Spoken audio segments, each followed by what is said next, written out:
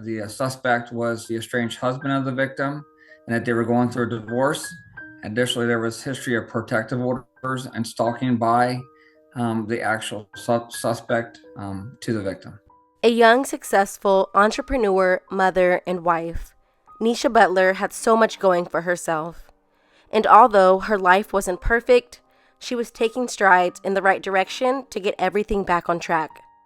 The year prior, Nisha had taken steps to distance herself from her abusive husband. Sadly, not even 48 hours after filing for absolute divorce, Nisha would be brutally gunned down by her estranged, soon-to-be ex-husband.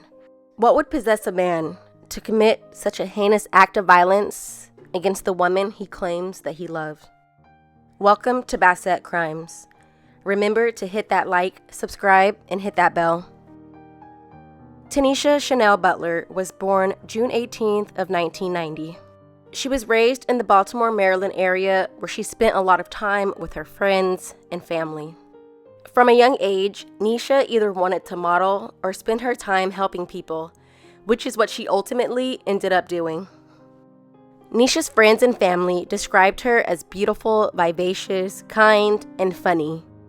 But the ultimate title she held was being a phenomenal mother. Nisha had a young son named Tyler that she would do anything for. Everyone knew Tyler came first, and for the longest, it was just the two of them.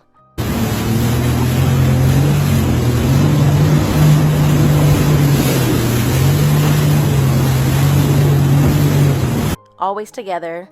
When you saw her, you saw him, and vice versa. Although Nisha was enjoying the life of single motherhood, she knew she was destined for true love.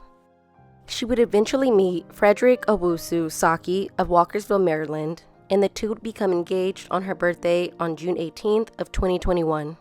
Within a year of their engagement, the couple announced they were pregnant with their first child, a baby boy who was eventually born in October of 2022. And although on the outside it seemed like things were on the up and up for the two, behind closed doors, their relationship was going through some tough battles. In fact, the same month that Nisha gave birth to their son in October of 2022, she filed for a protection order in the courts. There was a temporary hearing on November 13th, but on January 12th of 2023, a judge dismissed the protective order, allegedly per Nisha's request. So I'm assuming the two decided to reconcile. However, the reconciliation would not last long. Nisha filed for limited divorce on June 28th of 2023. For reference, a limited divorce is a legal separation where spouses no longer live together but remain married to one another. Some couples decide to legally separate on a trial basis to determine whether the divorce is the best solution for their marital differences. According to court documents, Nisha filed for divorce because her husband Frederick had been stalking and harassing her while she was trying to distance herself. Frederick did not respond to the original complaint, so Nisha requested an order of default but was ultimately denied from the judge. He was formally served divorce papers 2 months later. After taking his stalking and threats to a new level, Frederick was formally charged on November 30th, 2023 for stalking and harassing Nisha. The offense dates range from May 30th, 2023 to November 28th, 2023. For this reason, Nisha was granted a protective order against Frederick.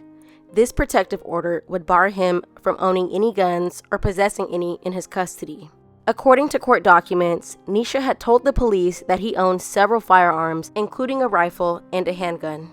When police checked their database for these weapons, there was no information they could find. Therefore, there was not much they can do to go about retrieving them, since they were not legally registered, and there was no proof that he owned them.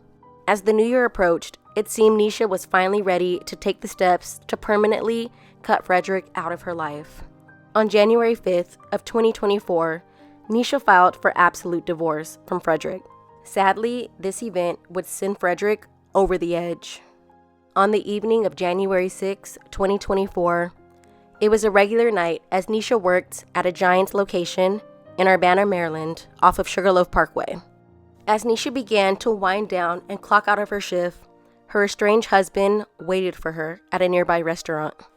According to a bartender that worked at the restaurant, they said Frederick had been acting strangely, walking back and forth from the bar to the front of the restaurant, looking outside as if he was waiting for someone. He even went as far as telling the bartender, quote, "I'm gonna be famous." And when they asked him what he meant, he said, quote, "You'll see." According to Nisha's coworkers, shortly after 11 p.m., Nisha and another coworker got off work and were leaving the grocery store. As they were walking towards their vehicles, a white pickup truck approached them. Nisha yelled out, "Oh my gosh, that's my ex-husband. Call 911. Next thing you know, gunshots rang out and Nisha ran towards her coworker's car. Frederick then got out of the car and shot Nisha, and she fell to the ground.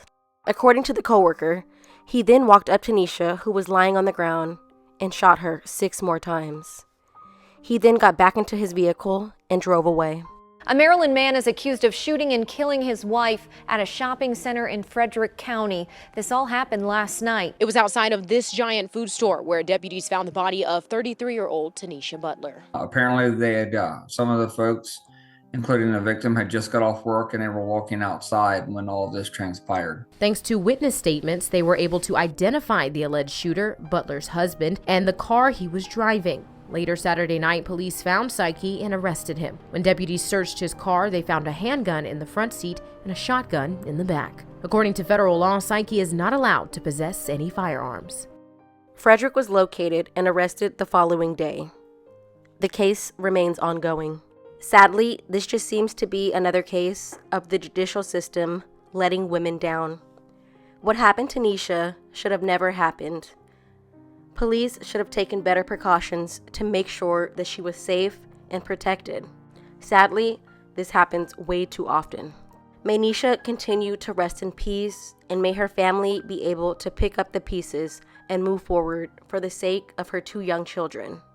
May her friends continue to keep her legacy alive and show up to support her family, as well as her family show up to support her friends. Crime family, be safe and be blessed.